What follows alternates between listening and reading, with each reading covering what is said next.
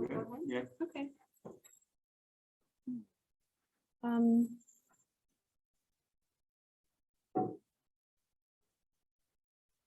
Okay, so we're going to go ahead and get started, and I'll just begin by introducing the session. My name is Karen, and I am here representing the Agroecology and Livelihoods Collaborative at the University of Vermont with my colleague and life partner, Ernesto Méndez. And we had originally intended to bring a group of students and faculty associated with our programs to the conference, and they were unable to come. And we were fortunate enough to connect with Angel and Michelle, who are running some parallel programs around the research and extension experiences for undergraduate programming. So we've come together to craft this panel presentation for you. So we're really grateful that we've been able to figure out the technology and that they've been able to join, and hopefully everything will run smoothly. So to get started, did that not work?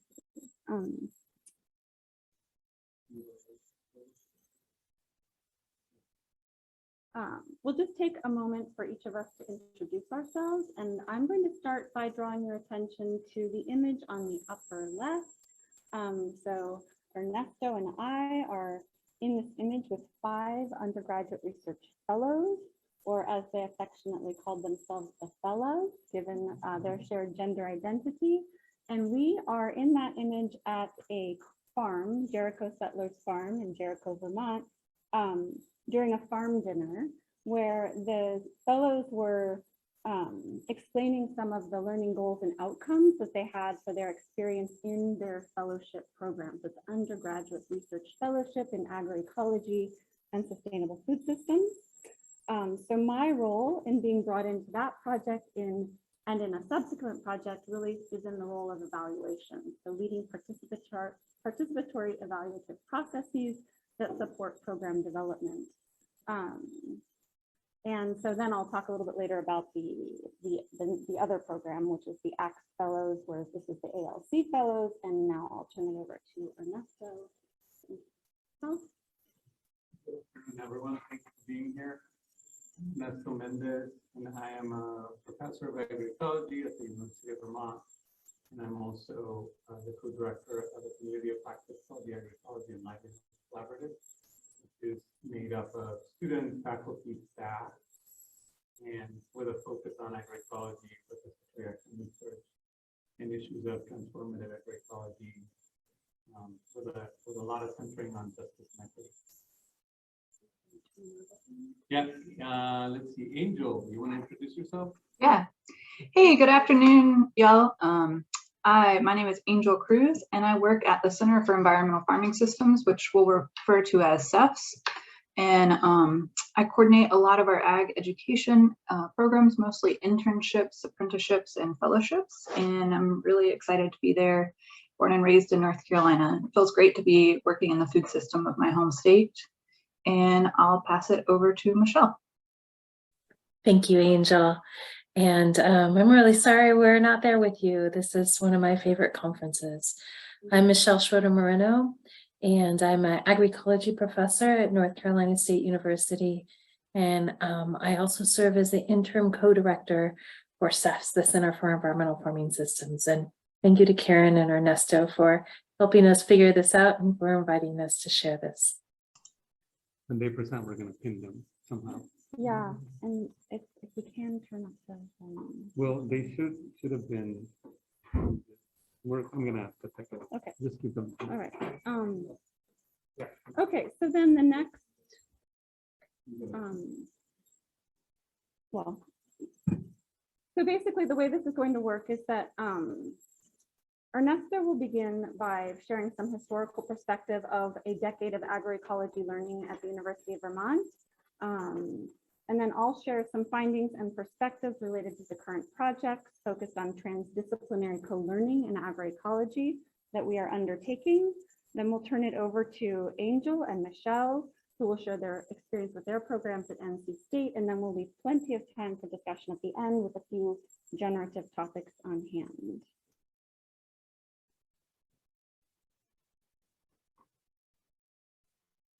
No, it's okay. So I wanted to start by saying in this slide, maybe you can't totally see it. It says evolution of agroecology towards a transformative approach. So I've been doing agroecology for over 25 years. I started as a natural scientist. I studied agronomy or crop science in a very conventional way, then did some graduate work in agroforestry and ended up doing my final graduate work in agroecology. So my positionality is that I've mostly come to this as an academic, but engagement, community engagement, and participatory action research have been always a big part of what I do. So your colleague was saying, you know, what feeds your soul? And for me, I think it's the co-learning, the co-researching. So participatory action research for me is doing research with people for people. So I have a passion for research, but I don't have a passion for research for knowledge's sake, but research so that it can help people learn or solve a problem. And that really takes working with people from the beginning. So, so that's my position, even though we overlap with others, community members, farmers, other types of partners. So agroecology has evolved over time from this academic position, because again, I just want to acknowledge that there are practitioners, there are farmers, there are indigenous communities that may see agroecology in a different way. And I'm sort of like seeing it more from an academic position because that's where I'm positioned. But there are these overlapping dimensions of science and knowledge, social movements, and practitioners. And this transformation of being, like you can see here in this 1998 textbook, where it's really focusing more on ecology, on the natural science part and production side of agroecology, by Steve Gleasman, who was my graduate mentor. And then as we go forward in 2015, a book where we're talking about transdisciplinarity, seeing it not only as social and natural science, but also other forms of knowledge, and also participatory, so an inclusiveness and an action orientation for the field. And then this one that's coming out later this year, where we are talking about transformation. So agroecology is seen as an approach to transform food systems, that action orientation, and with a lot more centering on this justice and equity.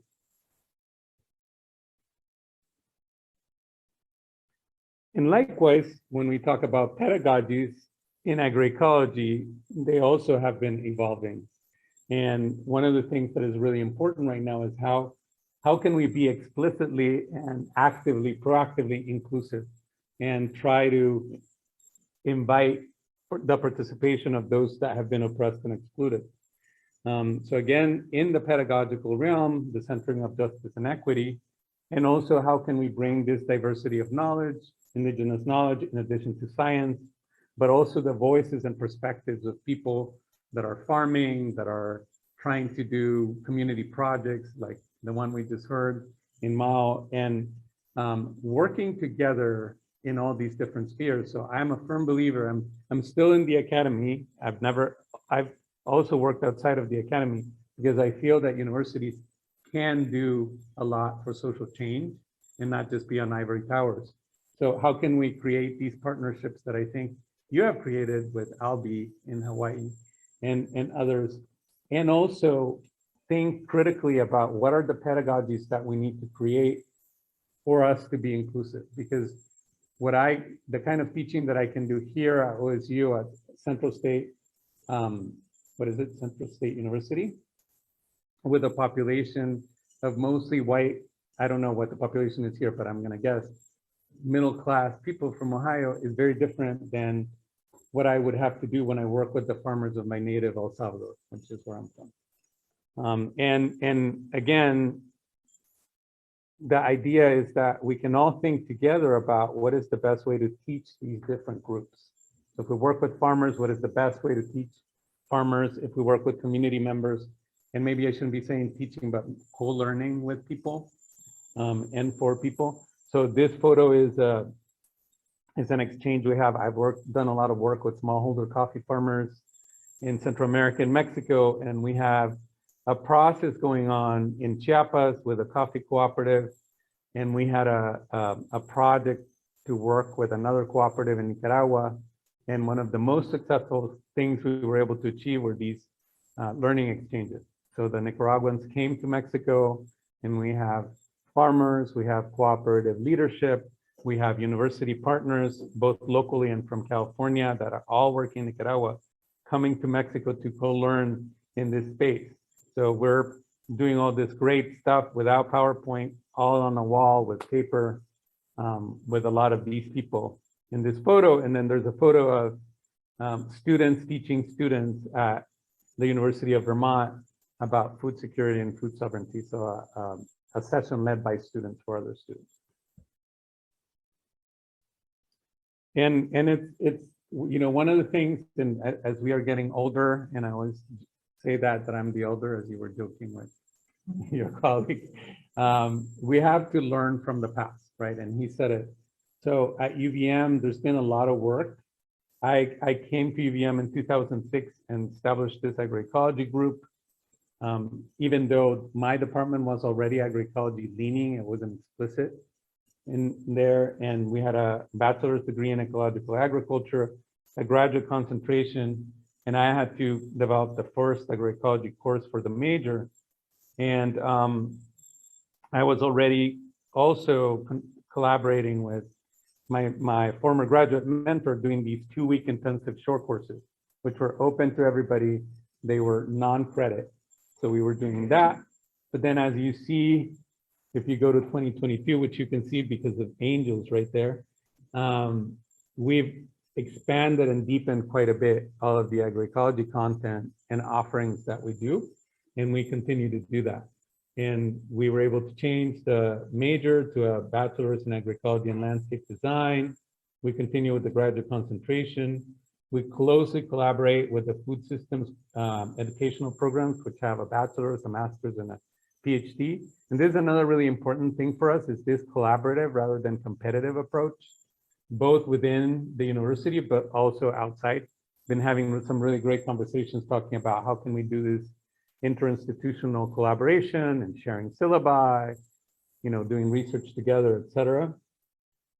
Then Karen's going to talk a lot more about the undergraduate research fellows, but that was a way of incorporating students that wanted to be part of the community of practice more actively in a structured way.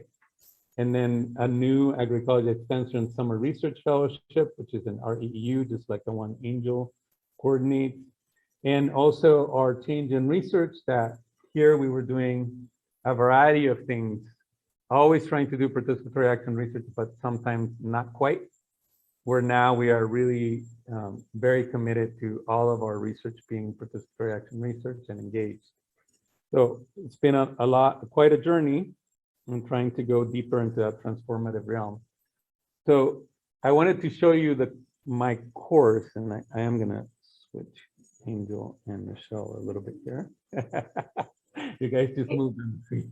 Well, hey, Ernesto, while you're messing with the computer, the slides aren't changing for us. And I know that there's online participants who also are not able to see the slides. They're not changing on what we're screening. Sorry to be, but they're in the chat box, in the Q&A. People are talking about it too. Sure. What do you see now?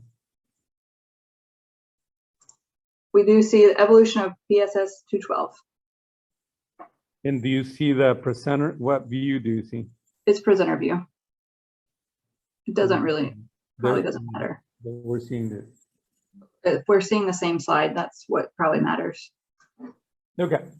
We'll just change the output for the volume because it's going through here and not there. Oh, okay. How do I change that? I don't know how to change it. It says share. I'm sorry, say that again. Didn't hear what. Is that hardware?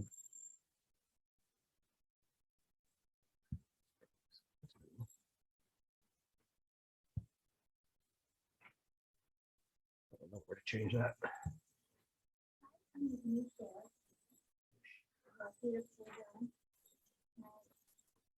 Sorry, I'm sitting in front of you.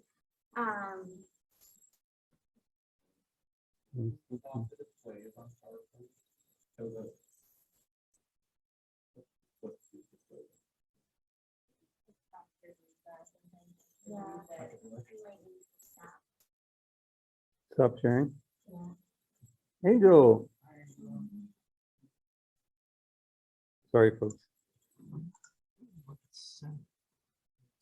Well, maybe the microphone. Yeah, we could see, it doesn't really matter that it's in speaker view. I mean, before, what you had was fine. I think that's what the people in the chat are saying. It doesn't seem to read that. This is not. Oh, We don't need to waste time. I know. I'm getting myself in trouble here. Give me, let's see, how do I take this off?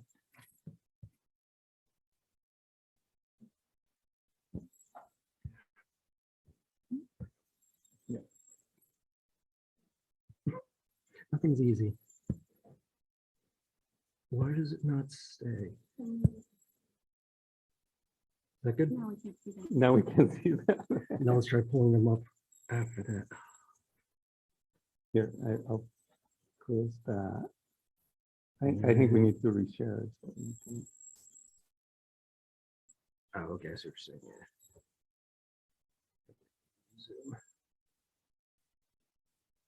There we go. Is that good for you?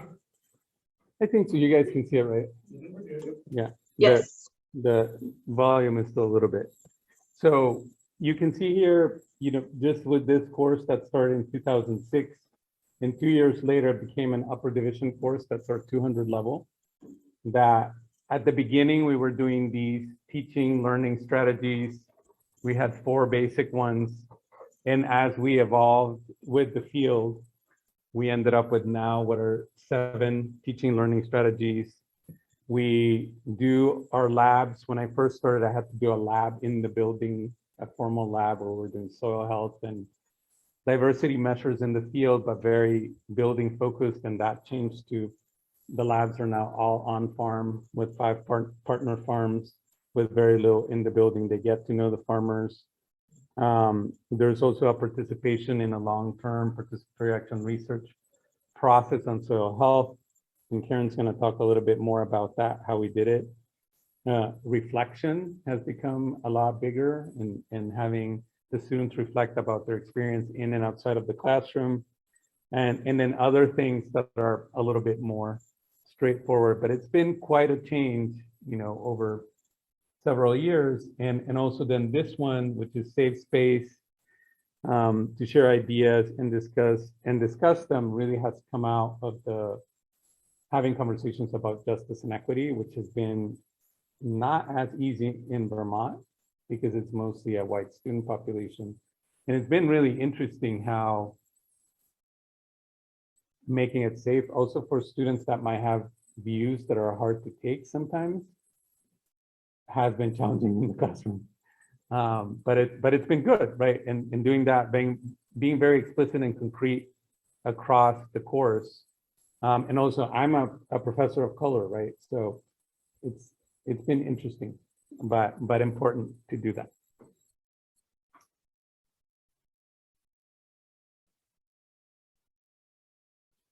Just wanted to share with you our 5 partner farms. We unfortunately lost the farm between, but we might regain it because the farmer is retired, but now it's being managed by Sterling College, so there's an opportunity. But Jericho Settlers, which has become a medium-sized vegetable production, and they also have some livestock. Farm Between, which I'll tell you a little bit more about it. Bigger Smurf is a collective, so it's collectively run by 5 people, and it's peri-urban. Catamount Farm is our university farm, educational farm.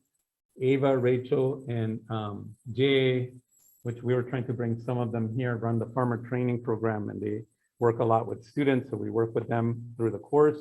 And Bread and Butter is also a diversified, pretty large farm for Vermont standards, almost 400 acres, and they do a lot of beef and livestock, agroforestry, a lot of really interesting things.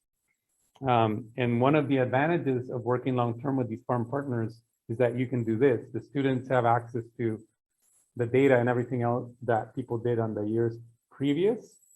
And so you can see here, one of the things that the students do at each farm is a farm map.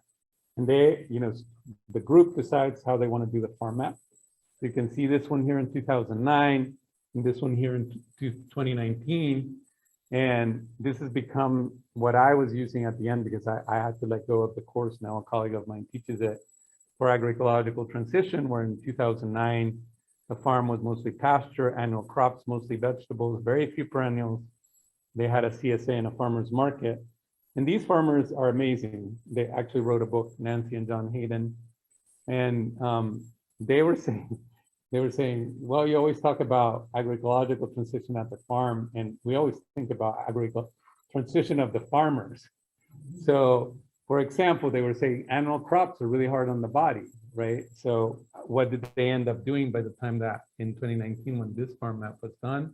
Mostly perennials, so trees and berries, tree fruits and berries.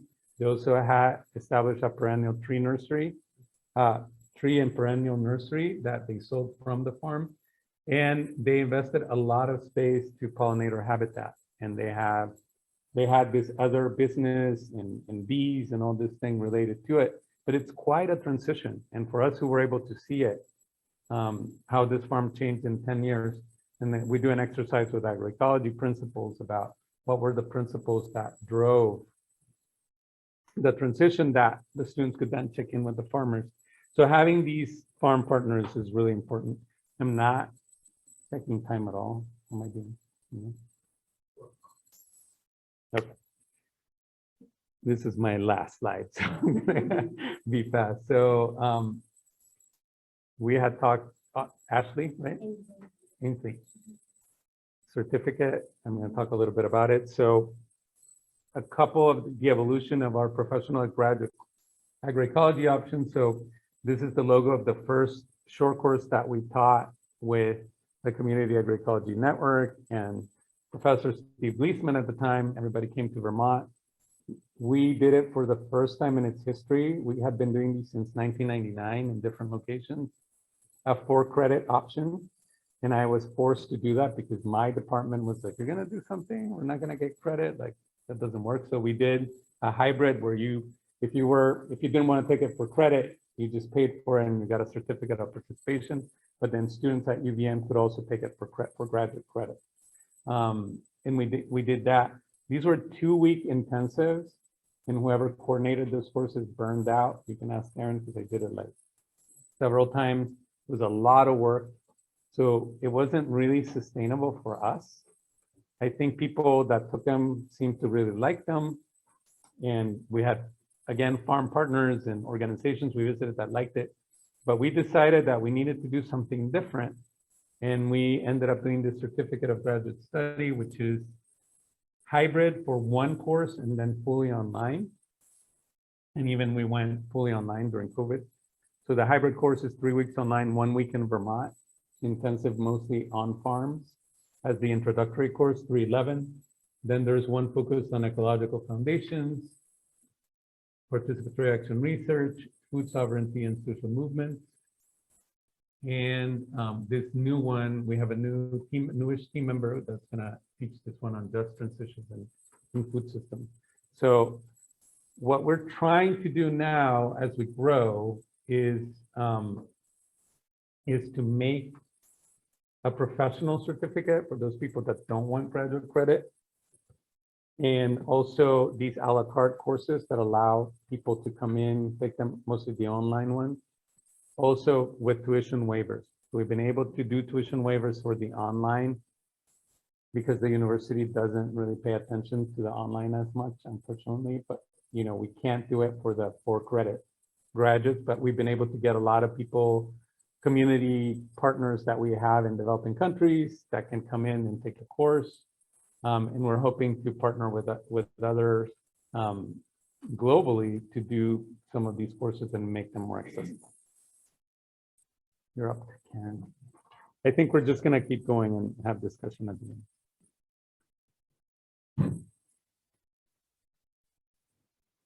Okay, so given that overview of a decade of learning in agroecology at UVM that Ernesto provided, I'm going to bring us to where we are right now that there is going to be an Institute for Agroecology focusing on different sectors, including teaching and learning in agroecology, that this brings us to our current line of inquiry.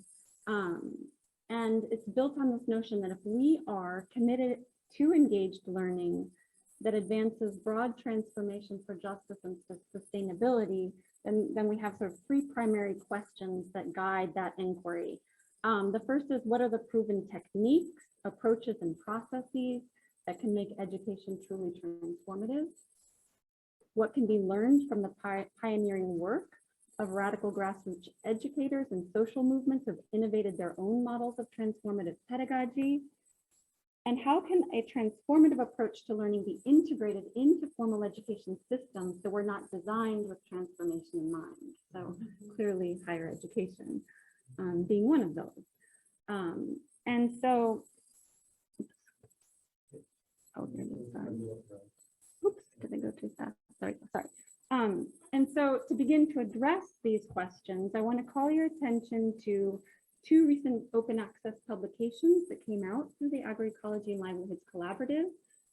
They came out in the Frontiers in Sustainable Food Systems. There's an issue or a special segment focused on critical and equity-oriented approaches to sustainable food systems. And so I want to draw your attention to those two pieces of work, because when I thought about this session, I wanted to focus a bit on findings from those papers, because the first was led by Katie Horner, who is a doctoral candidate in the Plant and Soil Science Department, who really looked at evaluation data, student reflection data, course development data, to come up with some themes around, what does it look like to cultivate pedagogy for transformative learning in agroecology at the University of Vermont. The second one was one that I led, which focuses on the Undergraduate Agroecology Research Fellows Program, which I'll talk more about. So that one sort of becomes sort of embedded within that decade and builds on that decade of transformative learning.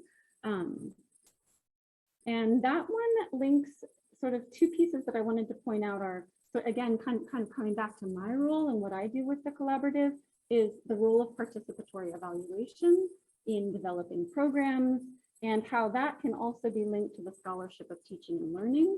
So going through getting approval from the Institutional Review Board to utilize qualitative data, well, actually mixed methods, but largely qualitative data to inform, like, how are we looking at the engaged learning, the transformative learning, assuming that transformative learning is actually taking place within these contexts. So it helps us with our design and development processes.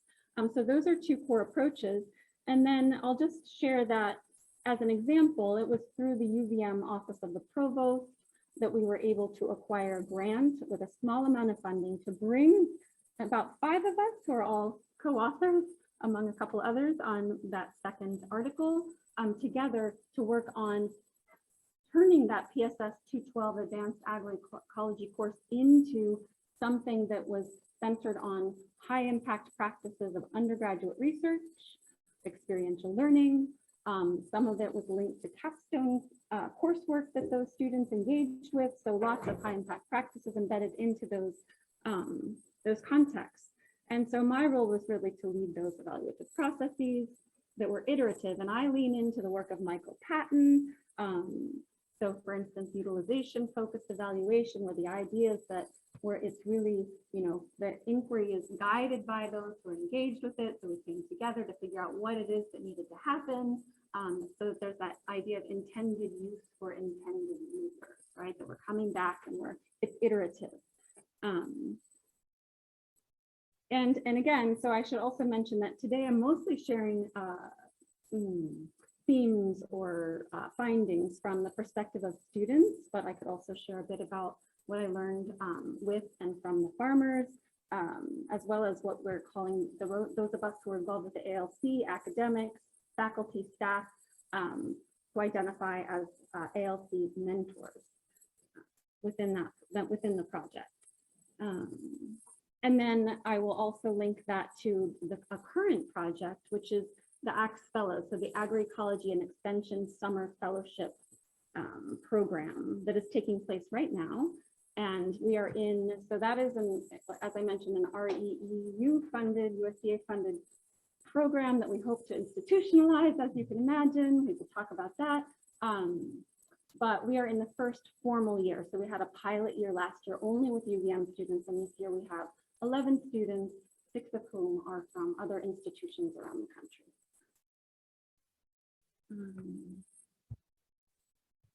Okay, so this is a little hard to see, but this is an image that comes out of our paper. And along this line, we talk about course development over that decade. And over here, we have different elements of the course as it initially was taught around, granted it started in 2008, but around 2010, there was an instruction team, which oftentimes in the early days was Ernesto and a teaching assistant. Although, like I said, once we had 5 people in the mix, that has shifted over time. And now multiple people are involved in teaching the course, because we've added farm partners as instructors. We've added these, what I mentioned were the students you saw in that first slide, the Undergraduate Agroecology Research Fellows, which we now call the ALC Fellows, experiential learning. So a shift from what began as a service learning reflection model, and the service learning was oftentimes pulling weeds and doing sort of farm work, while also reflecting on additional aspects of what was being taught on farm. And that has now been shifted more toward bringing in the soil health project and the participatory action project, where there are reciprocal benefits, because the farmers came together with ALC mentors early on to determine that soil health was a longitudinal project that would benefit them. So there's been some question about how does that benefit the students when students are only coming onto the farm for a semester at a time. So it's been created, and that's part of the course development piece, is getting feedback from the farmers about how to make that meaningful for everyone.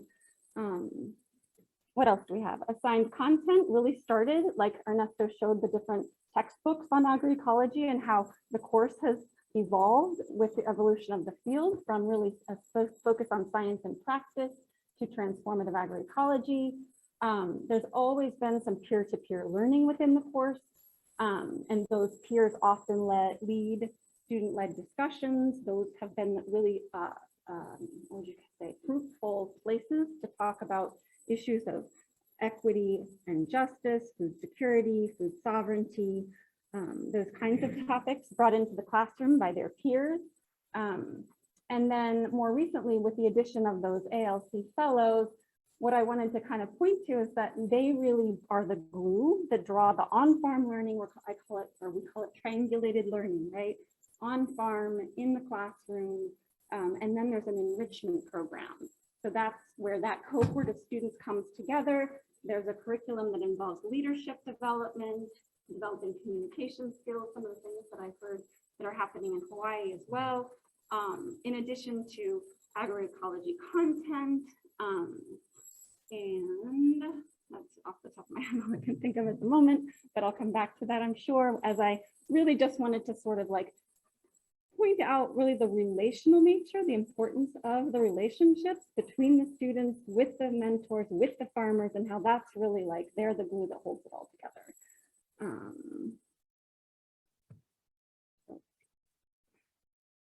Okay, so now I have sort of 3 slides that I'm going to utilize to kind of bring some of those findings, like what was learned, given sort of the fact that we have these fellows serving in this role. And this is again based on the first iteration. Now we're in about the, what is it, 3rd or 4th iteration of the fellows program. But given sort of that particular period in time, these are this is what sort of rose to the surface in terms of the way in which they reflected on their role within this community of practice, the Agroecology and Livelihoods Collaborative community of practice that involved all those actors, right?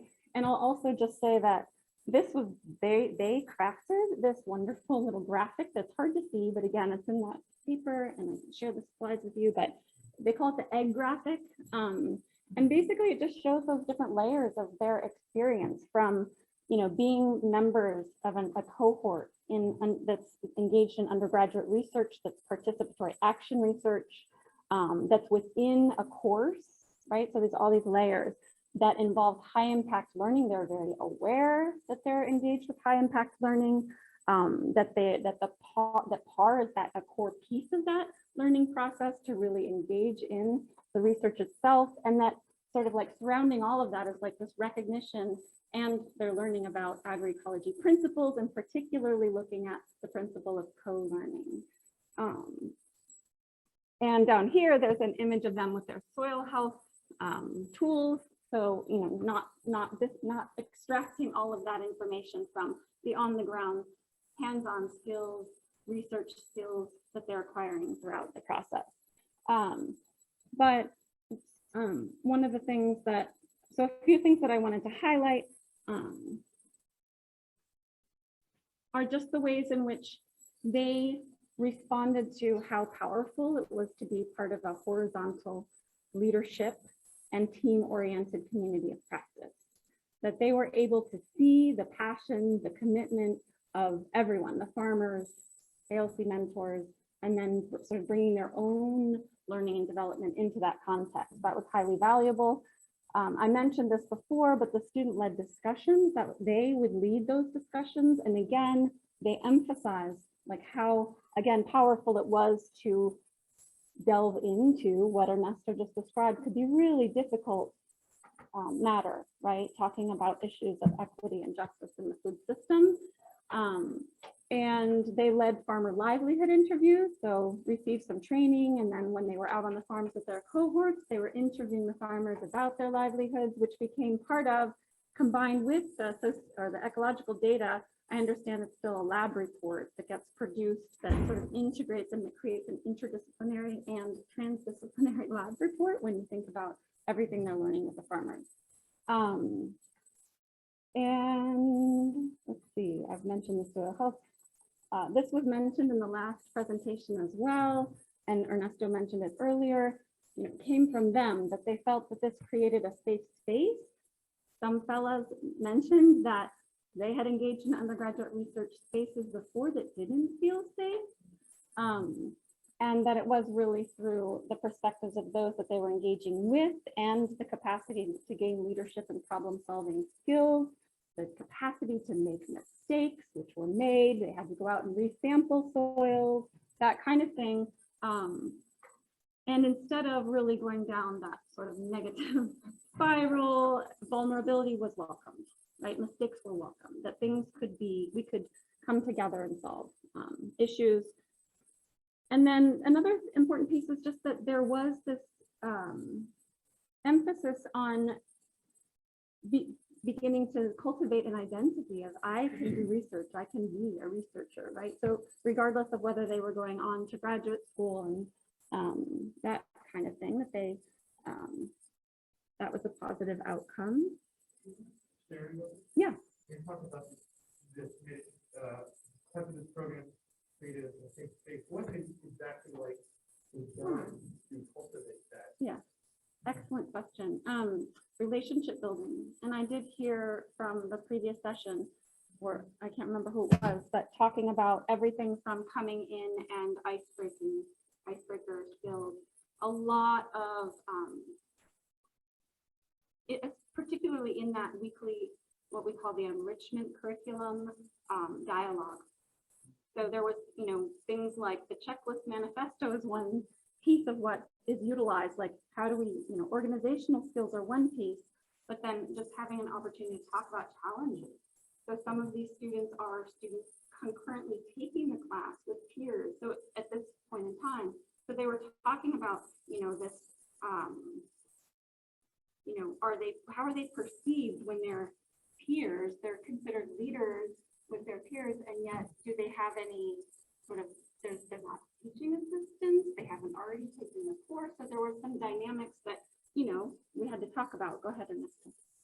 One of the things that I'm not looking good is that the fellows also join the community practice. So they're excited to come to it. And the weekly news, there's always a lot of work on equity and justice and facilitation and how do you provide safe space. And one of the things that we do, we practice listening, deep listening, things like that. So I think that is another, like they become sort of like part of this community practice that before they see us, only multiple grad students are up. And they feel very well received, and they feel that their voices are heard, and that the topics that are being also discussed are hard but important. Issues of race.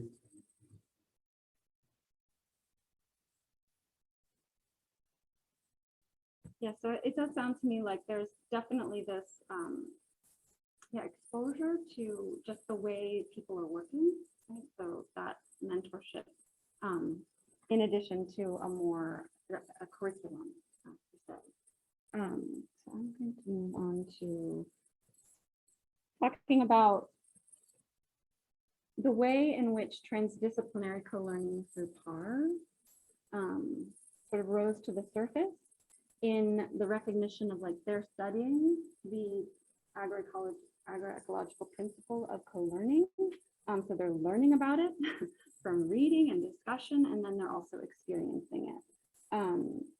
So the recognition that PAR intrinsically involves co-learning, so everything from reflection to action that leads to research, right? So that spiral of action research that begins with the inquiry, the soil health inquiry. How does that lead to what's happening on the farms? How does that data get returned through another farmer dinner to the farmer so they can have a dialogue and utilize and think about? So for instance, nutrient management planning was one way in which the farmers were thinking about how this could be really useful for the students learning, is to have the students at some point maybe engage in helping them to develop a nutrient management plan, which is required by the state for water quality.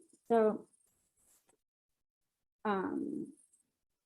definitely recognizing and valuing the integrated farmer and academic knowledge, bringing their own learning experience into the setting,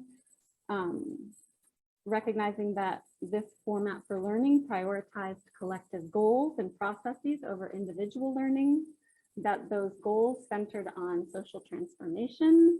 And then I have transgressive subjectivities here, basically meaning that they all sort of affirmed this sentiment that activism and research should not be divorced from one another, but should, be together.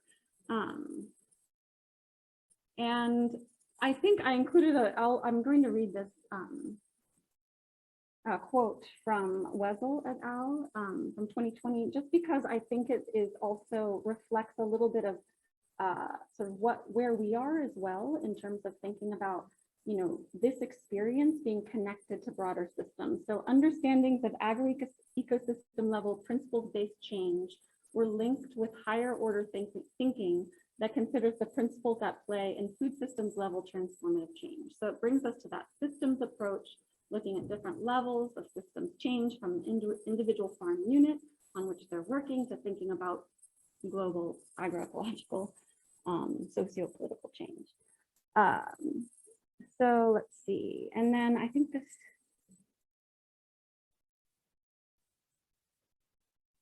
okay, so then here what I wanted to focus on is the affective domain of teaching and learning. So this was another core theme that really kind of came out of those conversations, all of the qualitative data, basically, that was utilized both for evaluative purposes and for scholarship of teaching and learning purposes. And I did want to point to the way in which, as scholar educators, we've really been paying attention to the importance of the affective domain in teaching and learning and how that warrants deeper consideration. So, I begin by just recognizing the alignment with other scholar educators who are affiliated with this field and SAEA, Ryan Galtz, I can't remember Murakami's first name, and Will Valley, that are really talking about this type of work. So, for instance, you know, there's some, so the ways in which we're looking at the affective domain for things like a values orientation, for identity development, for different competencies that work primarily like moving from like intrapersonal competencies to interpersonal competencies, that kind of thing. And so I think that the piece that we're leaning into and adding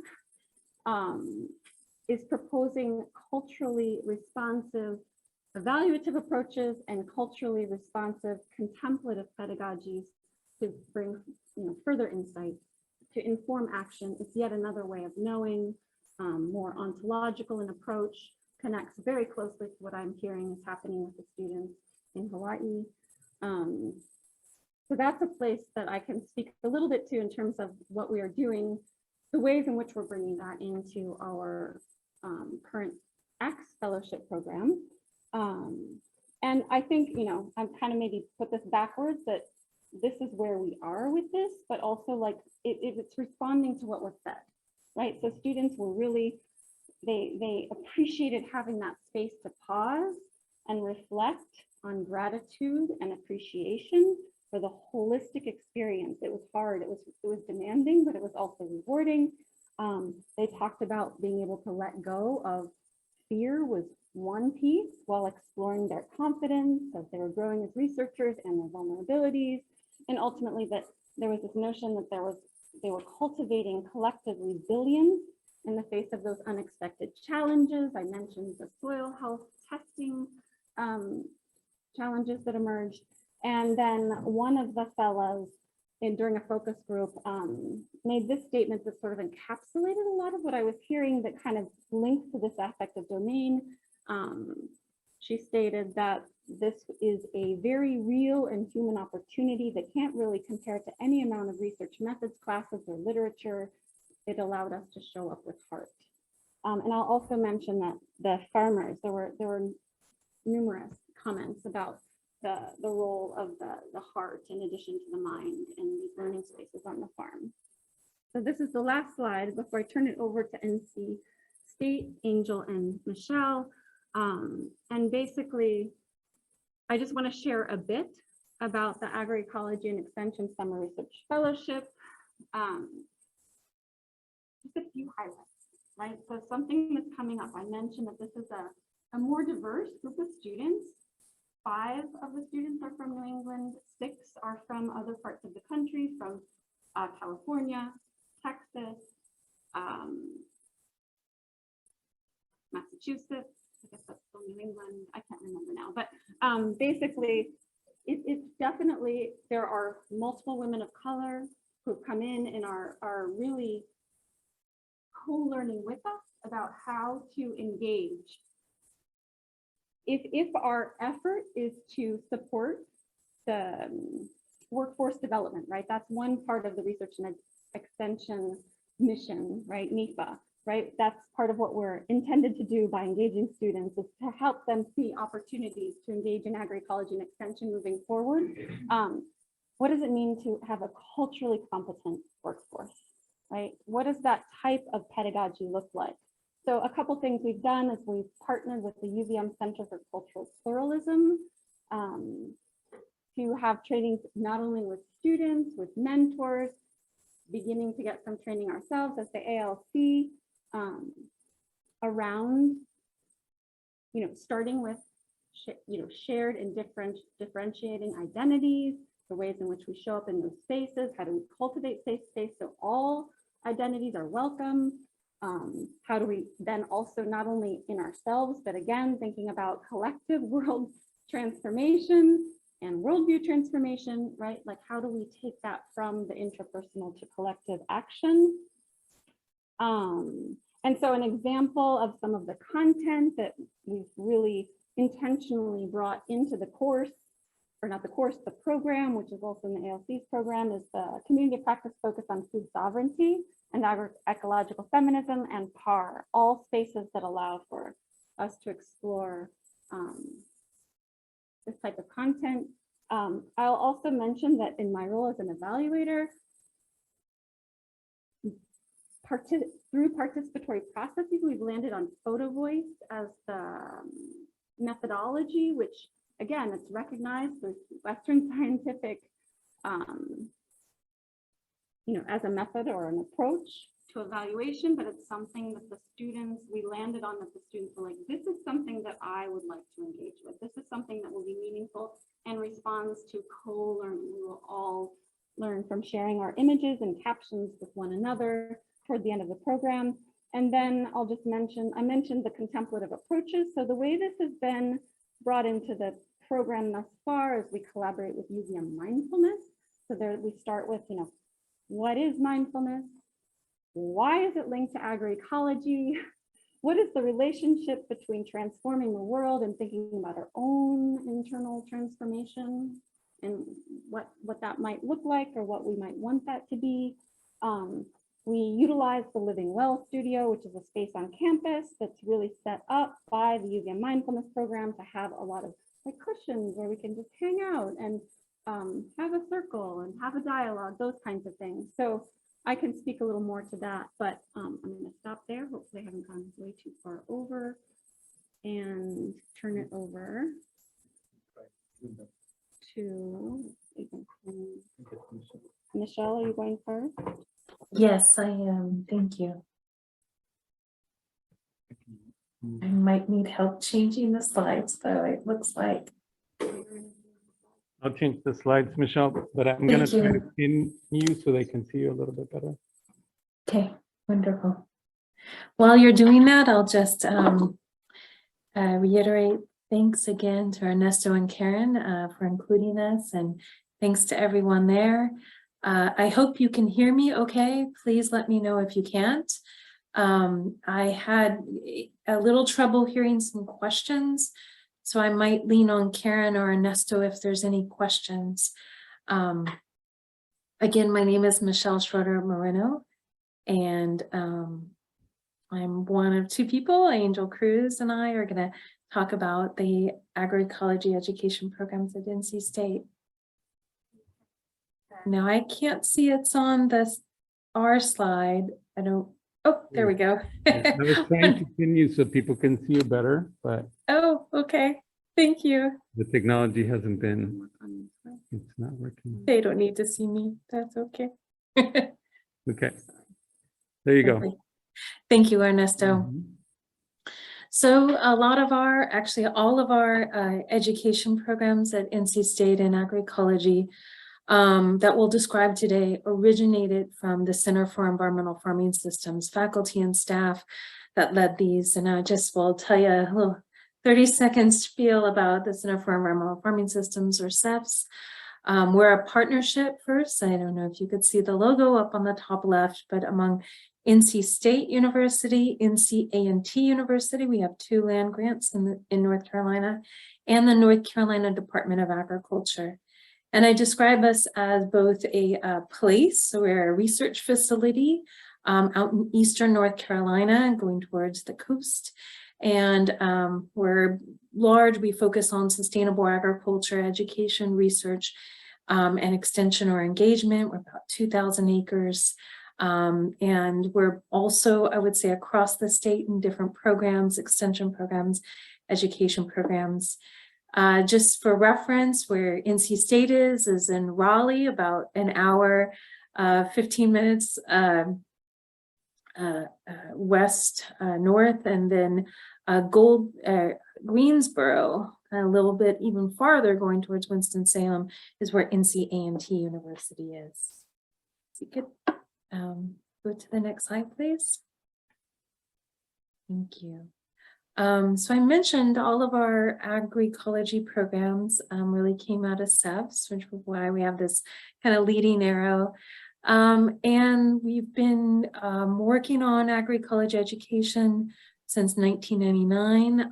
CEFS was formed in 1994. And we have quite a diverse group of faculty and multidisciplinary faculty at the Center for Environmental Farming Systems. I would say more in the research and extension arena, less focused in education. All of our programs really began out of our internship program. And that's evolved over time. Angel is going to tell you more about that, how it's evolved with our EEU grant funding, USDA funding. And it started as on the farm, kind of working community-based as well, and a little bit of research. And we added an apprentice program for individuals that weren't looking for a curricular program, but were looking for more of a longer term, 6, 9, 12 months of just focus on the farming. So like beginning farmer programs added in 2010.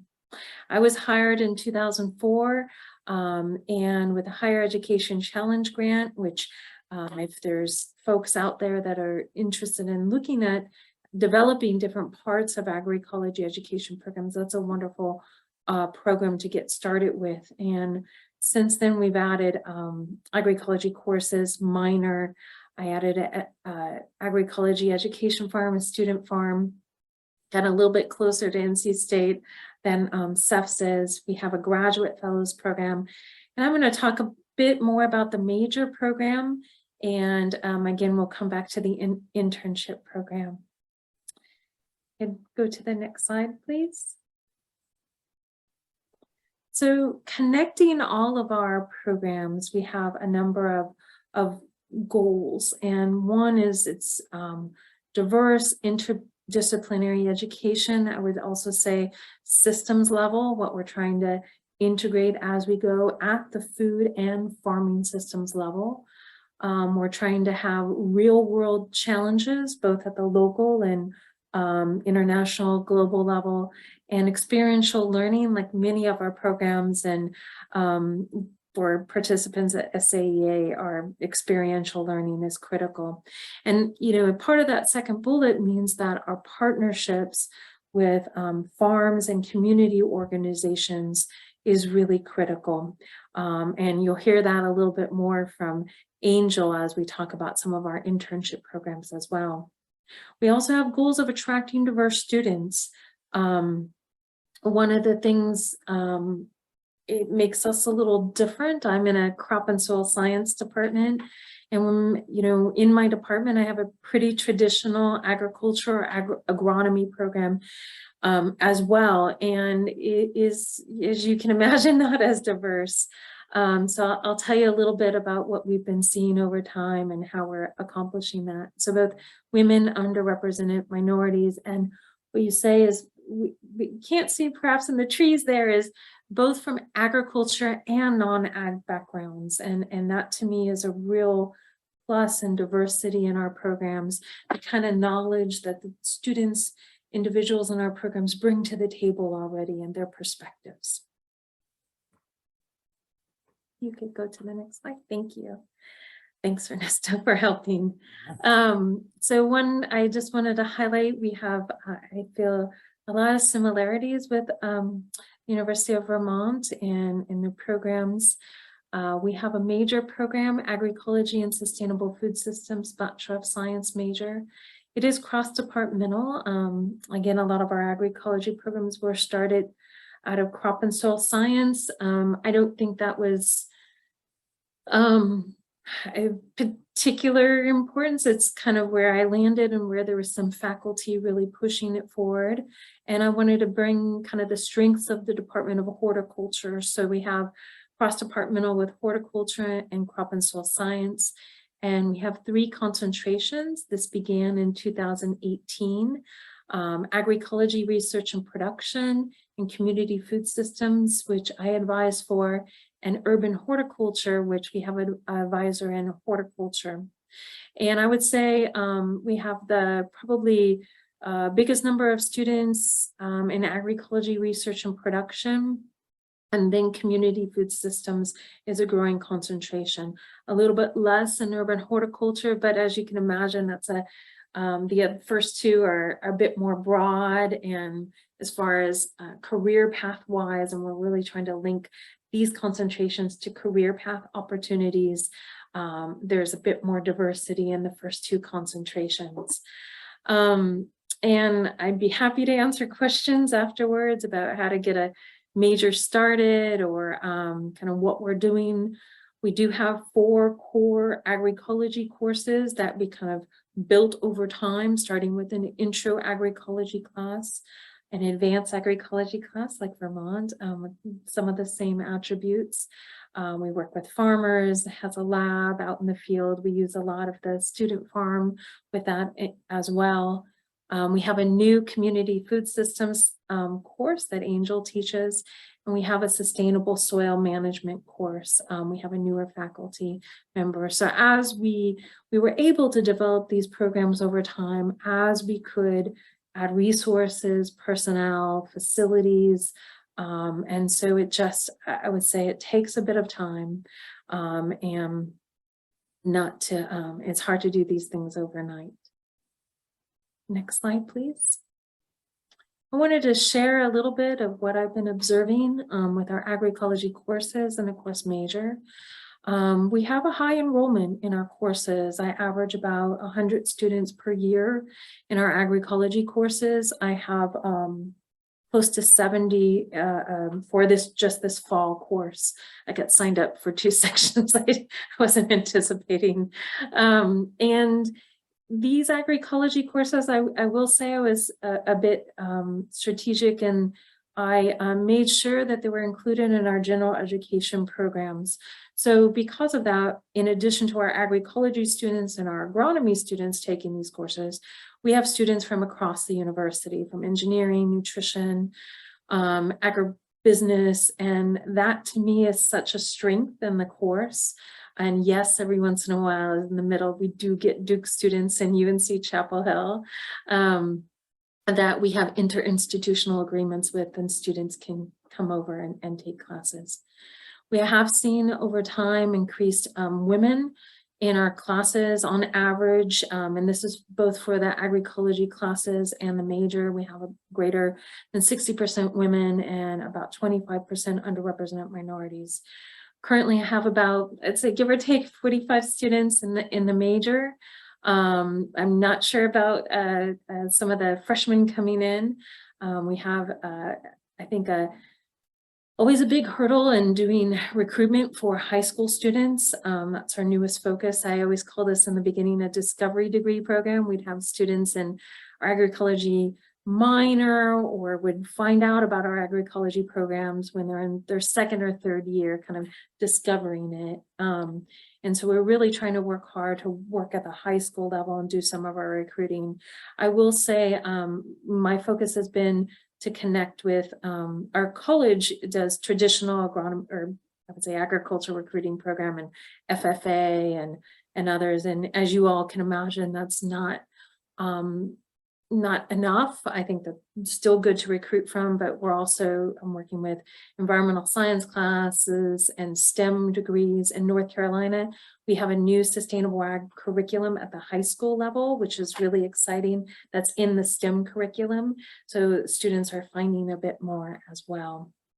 And just for reference, we have less than 20% of women in our agronomy courses in my department, and I would say less than 10% or about 5% of underrepresented minorities. So we are seeing new students come to agroecology.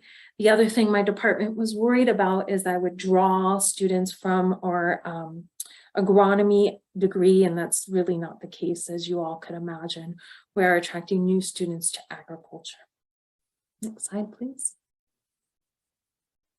And, very similar ways from Vermont's program, all of our agroecology courses, and you'll hear about our internship program. Really active learning and engagement is key. In the 2 core agroecology courses I teach, the intro and the advanced, we do integrated service learning. So we have connections with community partners. We use the agroecology education farm for a lot of hands-on workshops. The Agroecology Farm as a place for all students to engage. So we're reaching out not just for agroecology students and agricultural students. We have a 2-year agricultural degree program in NC State, and as well as non-ag students. We had architect students, history. I love to go beyond, just our College of Agriculture and Life Science.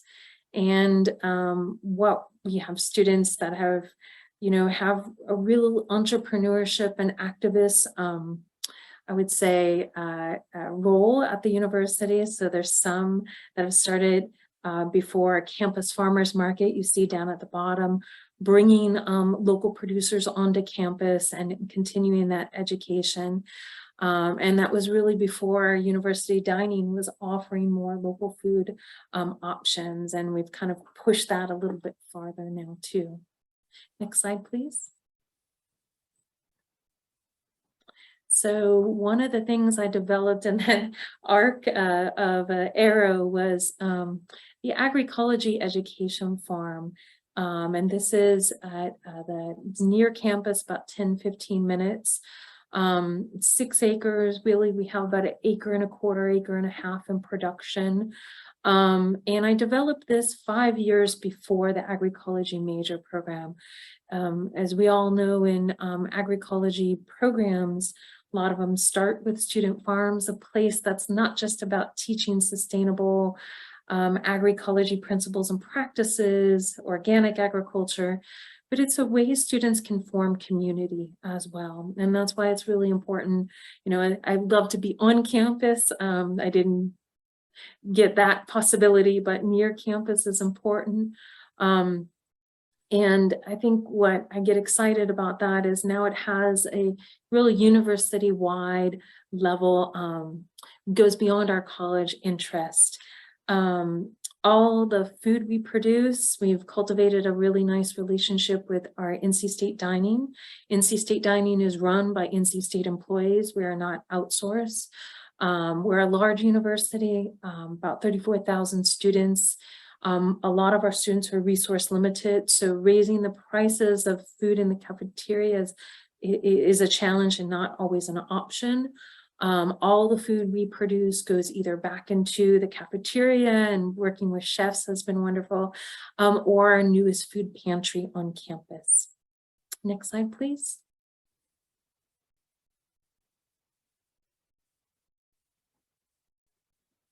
And just to give you a little bit of perspective of what we do and some of the impacts of how a student farm can have university-wide level impacts.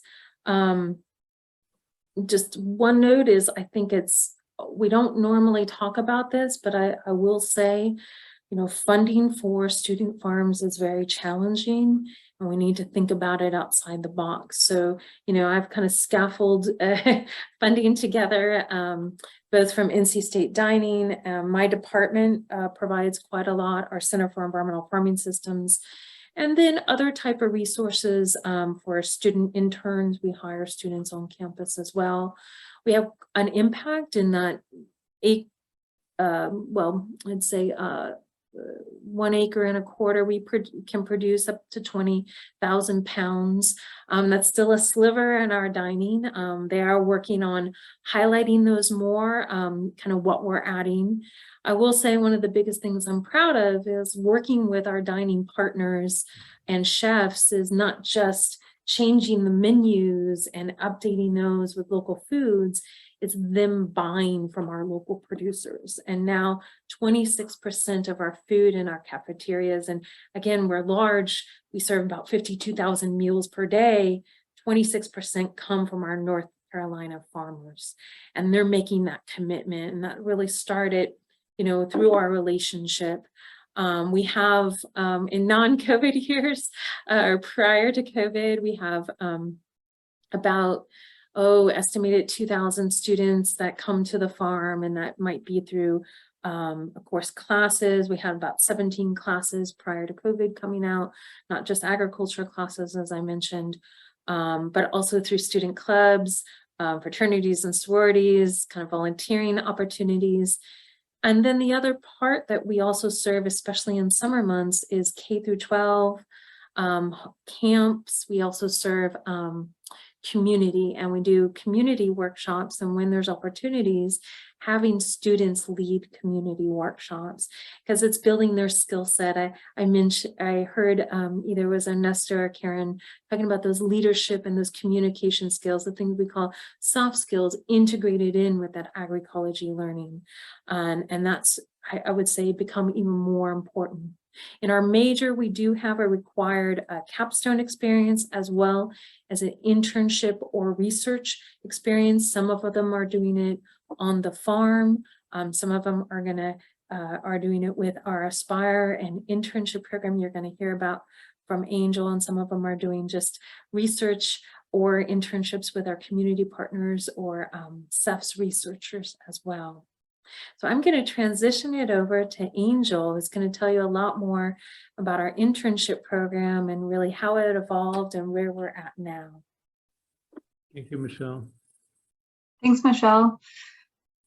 Oh, that slide. Thanks, y'all. Well, y'all, I'm really sad to not be there in person. My plan was to be there, and COVID had other plans. So here I am joining virtually. So thanks to all the organizers for making this work. So I want to just talk a little bit about our CEF's summer internship program, but I wanted to, like Michelle mentioned, there was been an internship at CEF's for the past 20 years. It started in '99, and I've only been at CEF's for 3.5 years. So clearly I didn't start the internship program. I'm lucky to kind of build on a program that has been incredible over the years and has been changing as, education is changing, and which is why I think it's really important to be talking about it in this space at SAEA. So I started in 2019 and was really lucky that we didn't have an internship program that year. Kind of took the summer off to do strategic planning. It was really fun to kind of imagine with everyone what the ideal internship would look like, and we try to be as participatory as possible. I interviewed and surveyed as many of our past interns from as far back as '99 to 2017, and then I met with some of the current agroecology students to kind of get their goals and priorities and interests, as well as faculty, faculty that have been a part of the internship, and some of our community partners, like that we're hiring our students, like what did they want students to learn, and then like what would motivate faculty to get involved in this internship. And so what we came up with is, I'll go to the next slide. Oh, right there. Yeah, thanks. Kind of this we have kind of like 5 pillars. And so one was like hands-on experience, understanding what communities and agriculture looks like in North Carolina. So we kick off the program with an intense farm tour where we meet with different farmers and different communities. We really focus on meeting diverse producers as well as different types of producers. We visit Native American communities, we visit some of the Black farmers, Hispanic farmers, and we visit different parts of the supply chain as well, in food system, kind of food hubs, distribution. So farmers and so students can really get an understanding of like North Carolina agriculture opportunities and challenges, and the role of research and the role of extension in the success of all these. Mentorship. So each student is paired with a graduate student as well as a faculty. And the graduate student works with these students 4 days a week, Monday through Thursday. And then we spend every Friday with them, where we have, different professional development and career exploration. Just last summer, we had over 10 workshops, career panels, and I think there was 80 hours of professional development over the summer, which was pretty exciting. And that, like, professional development is career panels we met with, which has been really fun to do. We met with 5 different extension professionals. We went to extension field days, and then we met with career panels in government, nonprofit, and industry. So kind of understanding the different career options And every field trip we go to, we always like try to ask folks kind of like how they got there, what their career path, and students have really, said that that's been really important to them. So then next slide. So what it's looked like, this is our second year. We were supposed to launch in 2020, but as you all know, nothing really much in person happened. And we decided not to do a virtual version. I think we just felt like being in person was really important to the success of this internship and a value and a priority. And last year we had to do a few things virtual, but we did most things in person. So we've had very high applications rates, over 100 every year. And then we've had 13 participants both years. And this is funded by the USDA Research and Extension Experience, but we were also able to get some additional funding from the Native American Ag Foundation to have a certain number, 3 to 4 every year, be Native American students from across the country. But we've really targeted that recruiting in North Carolina for tribes in North Carolina. And we've actually had over 70% of underrepresented minorities, which has been really fun, and I think created a strong sense of safe space for these students to have people that look like them. And we've had every year in that, like underrepresented minorities is a USDA term, so we're using that. It's BIPOC, veteran, and first generation college students. We've had veterans every year, which has been interesting, and then it's been great. And first generation college students, I think it's been great, but also really need to think about that from the beginning, providing more support. Ernesto and I and Karen were just talking about that yesterday, what it takes to really support these students for their success and thinking about the mentors. So I think that's something that's been an important from the onset is recruiting mentors that look like and have similar histories to our students, both graduate student and faculty. And we want students to work with the mentor that they're most interested in their research and extension experience, but also just having people that look like them and have a similar story has been really important. And here I'll just pause for a second to kind of read some of the, let you read on the screen. I don't want to read it to you, things the students have said about the program. Take 30 seconds. Mhm. And then I think we'll move on to the next slide.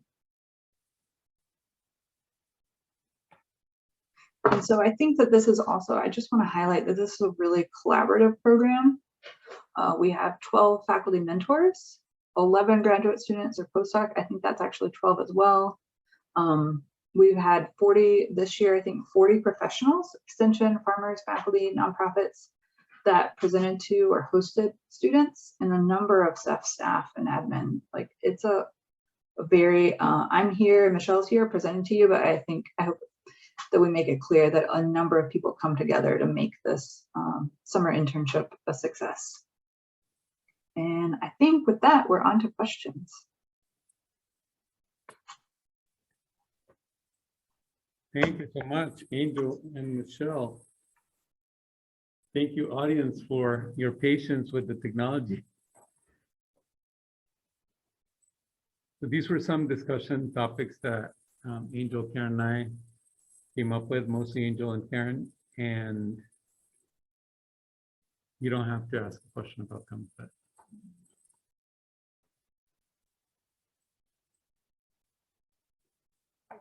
question I haven't fully read through the list. I don't know if it applies, but from an educator's perspective, for you all, what did you struggle with the most in trying to do it and adapting to the question pedagogical philosophy and pedagogy?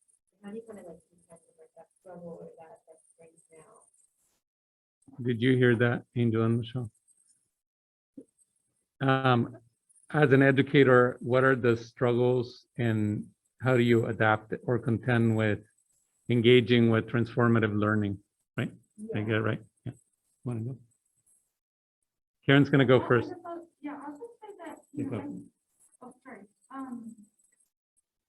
think context is really where I start when I think about responding to that question, because again, so people mentioned, or I'm sorry, if might have been Michelle that said something about this, like what percent of the students are female identifying, male identifying, BIPOC identifying, like identity and context play such a key role that I think that in addition to thinking about pedagogy or transformative learning, it's so much about crafting a learning community, so that people do feel a combination of safe space, brave space to show up, to be vulnerable, to make mistakes, to thrive, all of that. So, I mean, that's my response, but I would love to hear from, Angel has a couple, they're a little bit ahead of us in their REU, or in addition to other internship contexts, what do you think, Angel? I think it's a great question, and I would agree. Like, I think being present, like, I know it's such a simple thing to say, but being fully present and meeting the students where they are, and being willing to be flexible, and I think being, like Ernesto talked about earlier, creating a safe space to like share honest opinions, and like maybe opinions that might not be super popular, and allowing people to ask the questions without being judged.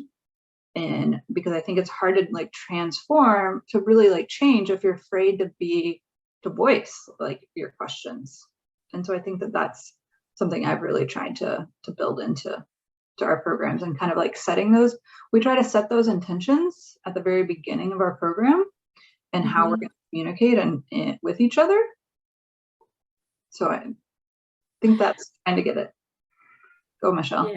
Yeah, I was just going to say, I agree totally. It's creating, as an educator, an environment of trust. And, I think about in my class where I have kids from agriculture, I have kids in contract farming, and that's their livelihood, or multiple generations, and kids that maybe have, little interaction with agriculture, and coming together to talk about issues where they're not in agreement. I'd say, to create an environment of trust and respect, to be able to put things on the table and then to take it apart. I think as educators, what does it look like to have a holistic systems level view of things, and to lead them, and as much as they're centered on the learning. So one of the things I do is have a student-led discussion where students are presenting to other students around these critical issues. And I purposely pick out papers that are different viewpoints too, and that they don't have to agree with, but we have to have a space to be able to talk about, and to talk about it in a respectful way. I think what's harder is to do that online. I teach online too, and we all know that's not the best. They usually are very thoughtful on discussion posts, but you lose that kind of interaction, I would say. But I think my biggest challenge sometimes too is when we have such a diverse class, my advanced class, I see this, and they're coming in at different points. So some have had a lot of agroecology background or experience, or worked on farms, and then with those that this is their first class too. And how do you bring folks up to the same level, but still have that inquiry and questions going as well?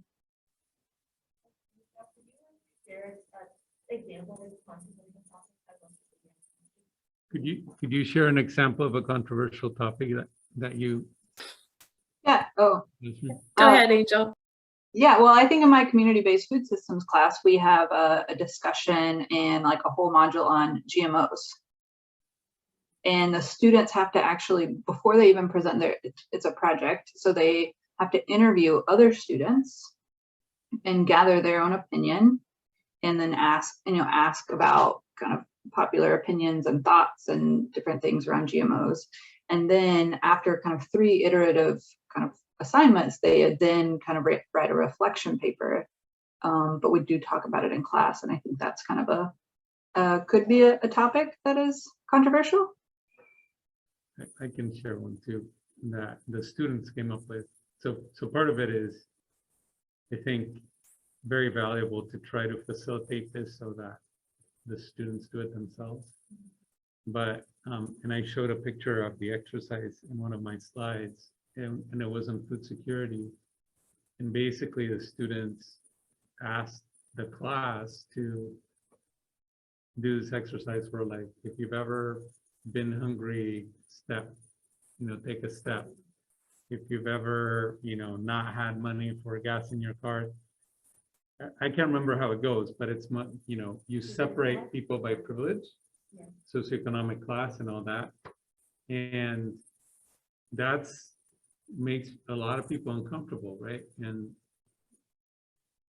by having the students do it in a way where they explain it, and this might be sensitive or not, but, and then we kind of reflect on it, right? So people have a chance to say, well, I've been privileged all my life and I didn't feel really good to be the one that's privileged, but on the other hand, I appreciate having the awareness of knowing that others here are not as privileged as I am. And the ones that aren't as privileged being able to say, sometimes it's nice for other people to know that I struggle, but you have to facilitate that, right?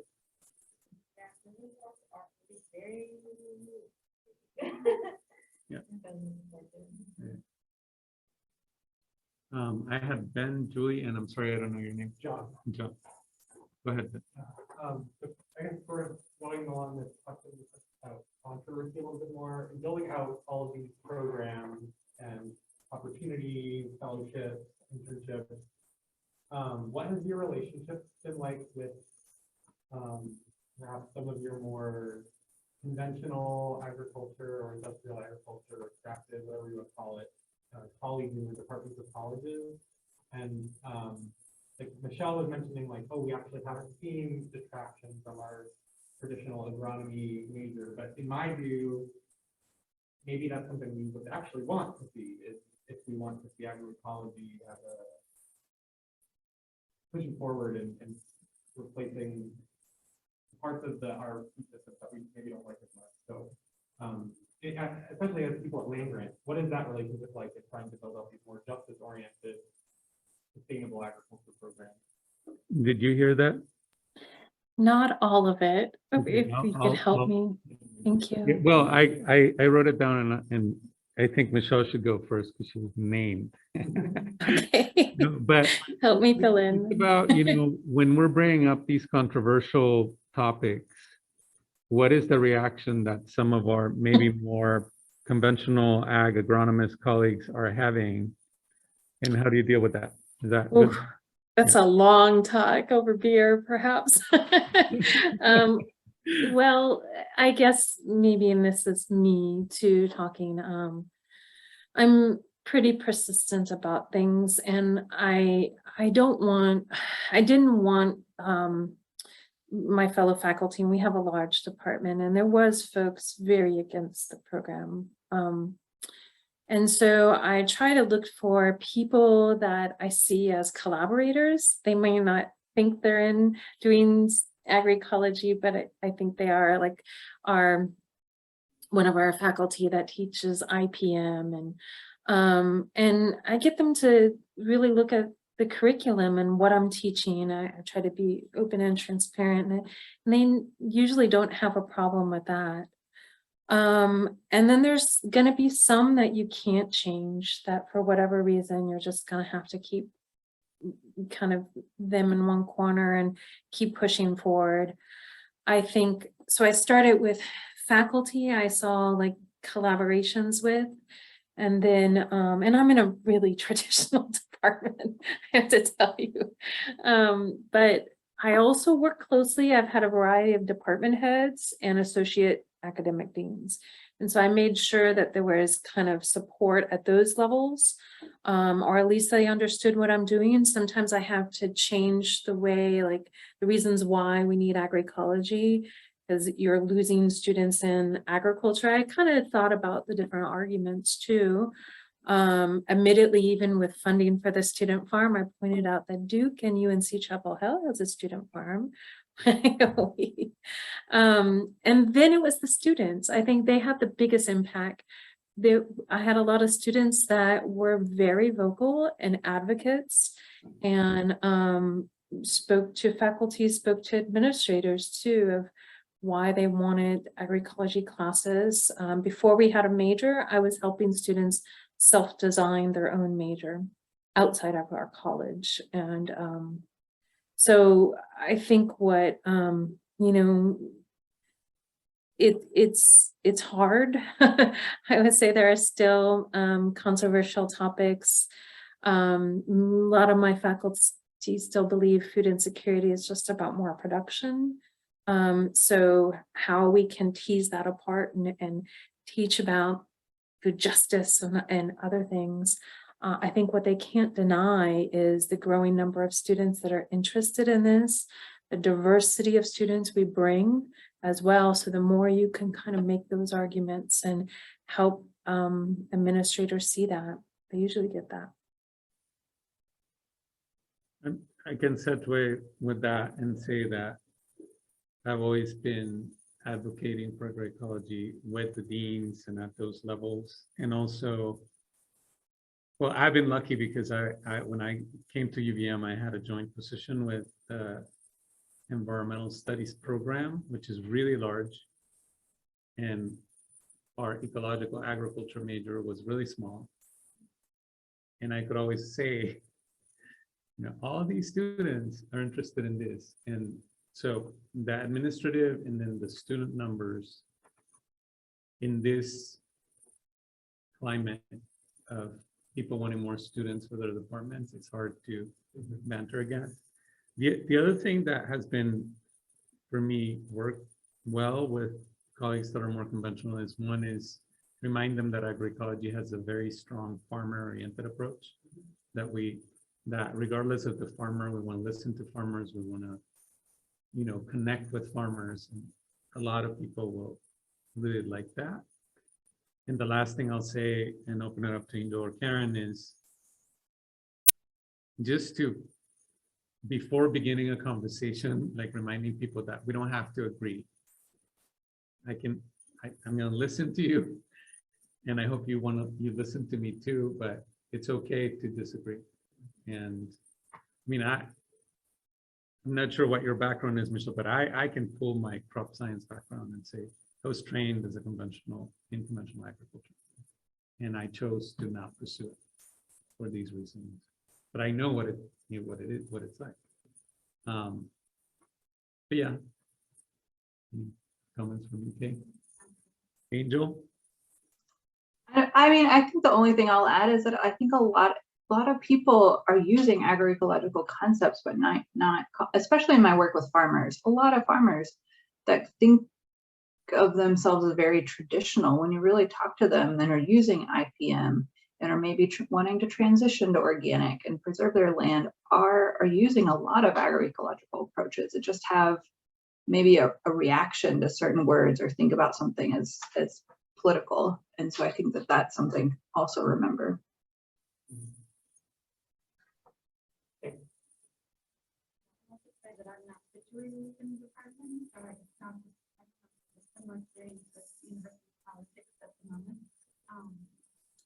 But I do think that that's something that has come up is really lifting up. So one of the ways my bias is that engineering what students want and documenting that and sharing out into the probably build arguments for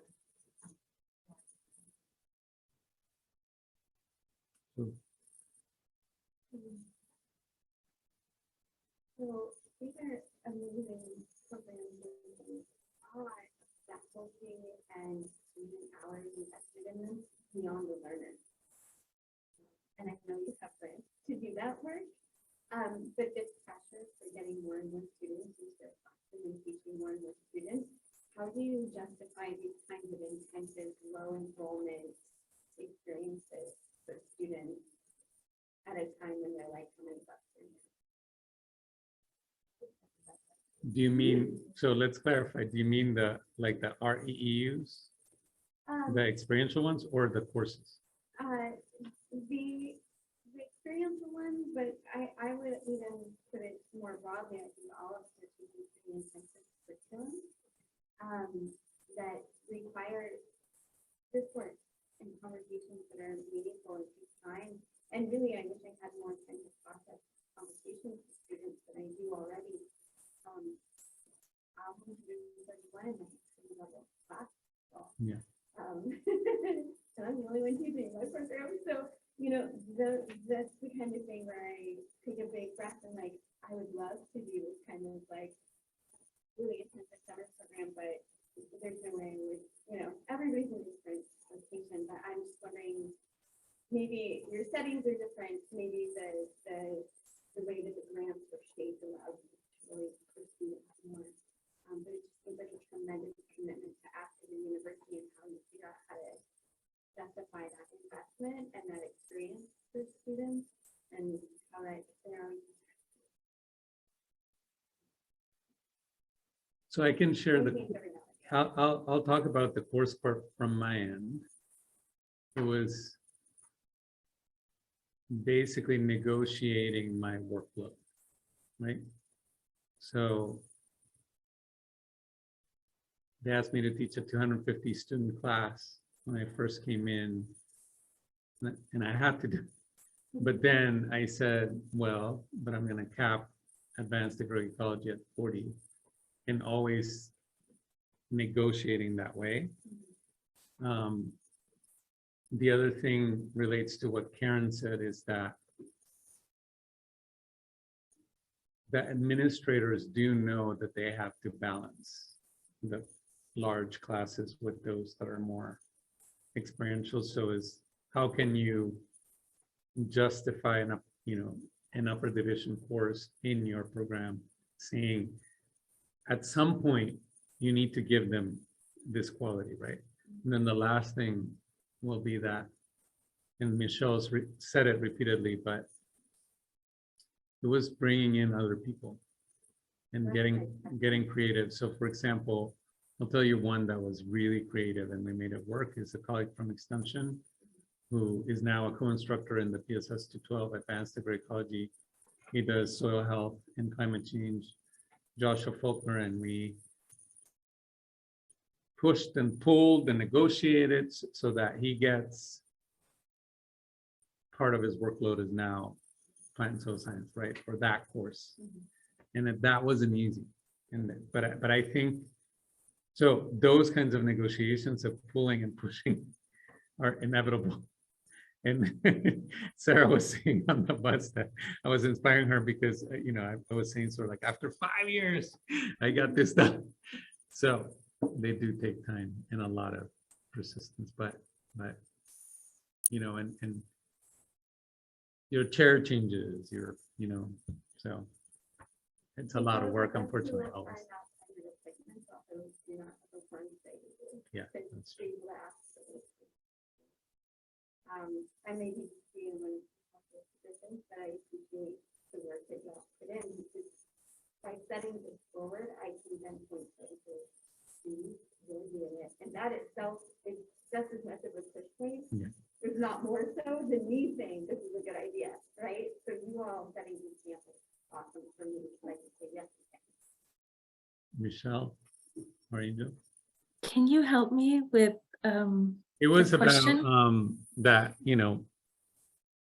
everything that we're doing requires a lot of faculty time and convincing our chairs and administrators to let us have a certain class size so we can do the quality work with students. And Julie was just saying, how do you do that? Because a lot of people are not in that position and they're just being pushed to teach big courses for a lot of students. Yeah, no, I understand. I've had a fair amount of push to make my intro class 100 level, and I won't.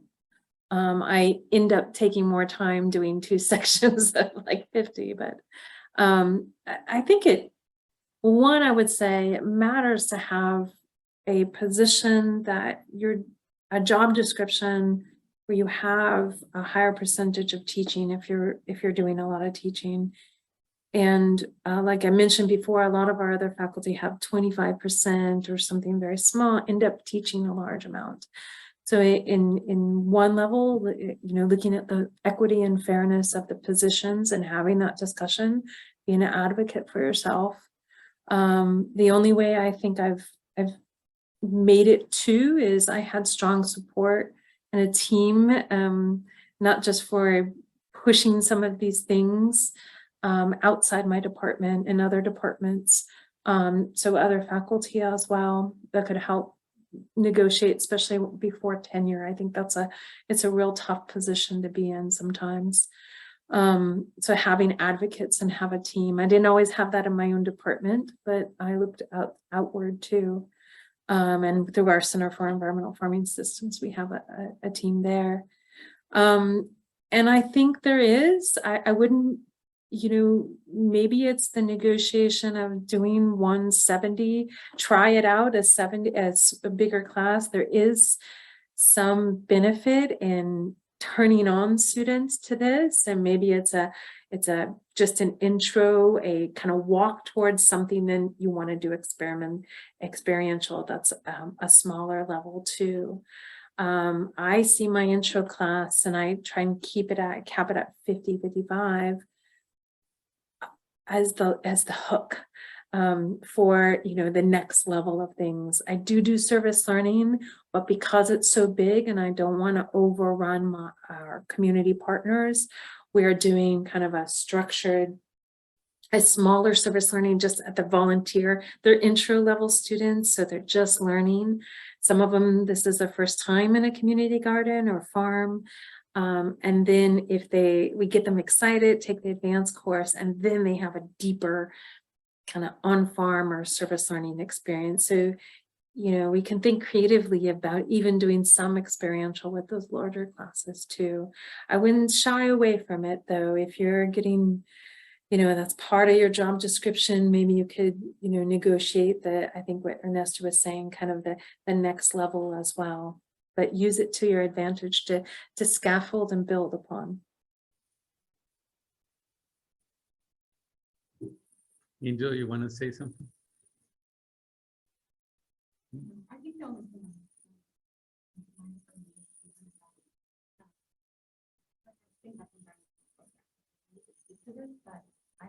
but I've done faculty in 5 environmental studies and as Ernesto mentioned, it's very large, right? Faculty from 2 different colleges come together, lots of students, and it almost feels like that sort of strength in numbers. And so I guess something that might with this, but like I think there's that like who are the allies, or who are the collaborators who have common interests? Are like the ECI grant came out of the office of the program? Are there things that are out there that you're noticing that might allow, right, to like be able to shift and have some power in the conversation, shifting that workload or the way in which you want to approach something, drawing on information and yeah, like you said before, look what's happening. Right. This will bring down my programs because I don't have it. So like I don't mean to like read too much, but I'm saying that these super intended experiences first, at least in our experience situation. I've already doing a field first and a project-based learning first that I have at the school. So but I'm getting a lot of pressure to expand our program and to expand that course, and I think that we have 12 people working on yours, and they have me, and I do have to work on other courses. So I guess I'm kind of like, how do you convince all these folks to work with you? It's like, do you actually pay the extensions, the people who help you oversee the mentoring? Do you pay them out of the grant? Is that how you get their time? Sometimes, yeah. Depending upon From the grant, and then like I said, for the course, we actually, it was we negotiated with Extension and the plant soil science department that they were going to cover, I can't remember, it's a very small percentage of his time, but he did get credit. And he had done it without getting credit for a couple of years. And, it is, in some ways, it only works when you get people that are movers and shakers, right? Because they really like him, everybody, and he's productive and all this stuff. So he had some negotiating power too.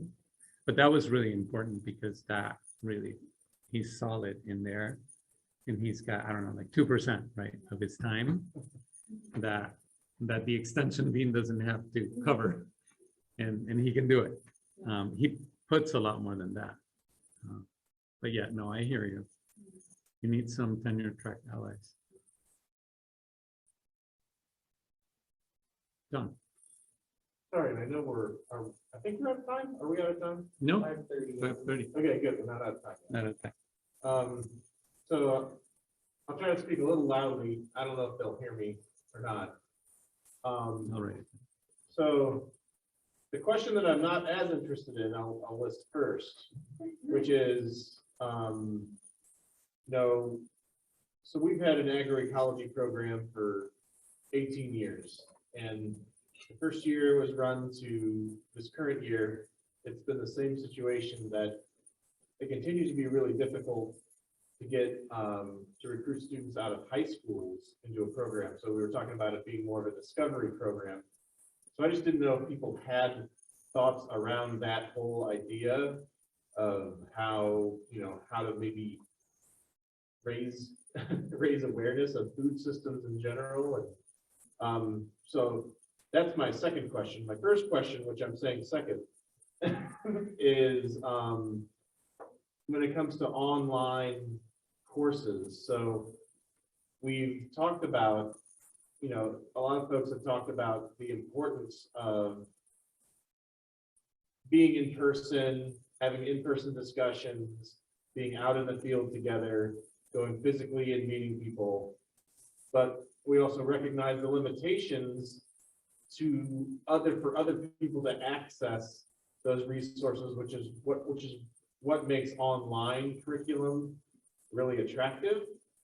And so I'm just wondering if there's a conversation about the give and take of those two and what people are thinking about. If there are ways to do online education really effectively that captures a lot of what we value about the in-person interaction, et cetera, et cetera. If there's certain experiences that must be in person, then we can, some of the other stuff can be online. Yeah, so I was wondering if folks have thoughts on that first. Michelle, you want to go on how do you raise awareness and attract students for discovery majors? And I can also answer the online part just real quickly. I'll just start there because I heard that from John was more important, and thank you, I heard everything. Just real quick with online, there's a lot of push with our universities to do online. The only way I could do it effectively is to do the intro online, the intro class where we're covering concepts. I do service learning with the online class too. So it may be connecting to a community garden in their area or school garden or something. I don't feel like I can do the advanced class effectively online though, where it has a substantial lab. For recruiting to high school students, I have lots of ideas. I need a person to help that can focus on that. We do have, I would say one tool you might think about is usually colleges have some sort of recruiter, and I make sure that I'm in their narrative when they're talking about general recruiting to the college. They're having to cover all the degrees, but I want to make sure the agroecology program gets named too. I do go to high schools and invite high schools out to our agroecology farm. Most high school students don't know the word agroecology, and I pushed hard to have sustainable in the title of our major for that recognition. Admittedly, is what we do, I would say, but I know that agroecology may not be for the high school students something that rolls off their tongue like ecology or biological sciences or something. And I try to find high schools that have, I mentioned in North Carolina, we have some sustainable ag programs at a high school or very active environmental science programs as well. And then I look where our students are coming from now that we have a degree. and try to recruit back to those high schools and reach out to the high school teachers as well. I admit it's not enough. I know we need to do more, but that's it right now. Go for it, Ernesto. No, you go. I just want to add that I think like connecting, so some states, I think about 10 across the country have juntos, which is a Latino high school 4-H group. And taking advantage, most states have 4-H and universities do. So I've been, I do presentations pretty regularly for 4-H high school students, as well as summer camps. Oh my gosh, NC State does so many summer camps, and most colleges do. And you can relate a lot of different things to agroecology. So talking at the different summer camps, offering to do an activity, I've done so many different summer camp activities this summer. And then I think something else that we found, I think Michelle would agree with this, is that like as we build relationships with our community partners, they're actually calling us and asking to bring high schoolers to NC State to visit and learn about the different programs. Like next week, the Lumbee tribe called and asked if they could bring a group of 25 high schoolers. And we're like, okay, we'll make it work. And that has been, I think, something we've seen over the last 2 years really starting to happen. It's just people calling. So I think building those relationships. I can speak about both too, but the online, our certificate introductory course, which is graduate, was developed as a hybrid. So 3 weeks online, 1 week face-to-face, which was very farm heavy. Basically, we spent that on farm. When COVID hit, we had to, and we had all this pressure from the administration because it was new. So we got really scared, like if we don't teach it, they're gonna, whatever, take it away, whatnot. So we decided to just do it all online. So what do we do with that 4th week? Experiential and on farm. And basically, so the first thing I will say is that we do a lot of synchronous. So on Zoom, we have one time a week when it's synchronous for a couple of hours that is very structured and well facilitated. Starts with a mystica and all these. We put a lot of work into that, and that's been really good for the online things. What we ended up doing for the week with the farmers, we did synchronous at the farms with the farmers, and we did videos of the farms. So, I did one farm in Biggersburg, so we went and took footage of the farm and did these sort of interviews with the farmers. And it was important for it to be current. So that year, and that we could say we're here with Hillary, Farmer Hillary at Biggersburg.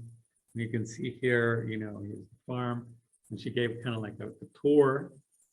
And those were videos that we posted with other information about the farms. And then we had a synchronous session with the farmers where the students could, I can't remember if we assigned something that they were doing and then bring back to the farmers, but people really like that. And the 3 weeks online, which we had already done, that's synchronous, and we had people from all over the country. So finding a time was really challenging, but we did it. And because it's graduate, so it's easier it's a slotted course in the catalog, right? Because you have that synchronous time, but that was really important. So once a week we did that. And then, so bringing in this live video and guests, synchronous really helps you out with breaking that monotony that sometimes the online can have. In terms of the discovery major, our major is a discovery major too. So one really important piece is the intro course. To make that, we fought to get it in to be counted as a natural science. So Introduction to Agroecology, the natural science, it's a really popular course. So selecting the instructor is important and needs to be someone who can speak to a variety of majors so that some of those people get interested and also fills the course. So the department's happy because the course is filled, but we're also recruiting through that one. So putting some time and effort into your intro course. I don't know, what institution are you in? So we're Goshen College. in Goshen. Mary Lee. Uh-huh. And, you know, we have these student admitted days for people that are coming, you know, that have already said they were gonna come to visit the campus and stuff. And I gotta say that I've never been good at this. And I was chair for some years and I would have to go and I didn't like it. But we have a couple faculty that are amazing. So when I was chair, I like totally supported them and appreciated them and got them excited again. One of them sends them letters. Like when students get admitted into our show interest in our major, like, and had stopped doing it because he didn't feel appreciated. And, you know, just a little bit of like, say, thank you so much and how can we help you, whatever. That seems to work pretty good because we just had these three or four faculty go full force last year and our numbers increased. So those are things that can help you. Vermont is so small, you know, the high school, going to the high schools is tricky because we don't, most of our students are out of state anyway. Any others? Work time? No? Michelle and Angel, thank you so much and sorry for the technology. Thank you. Thank you, Ernesto. Thank you, Bad at Karen, technology. and everyone.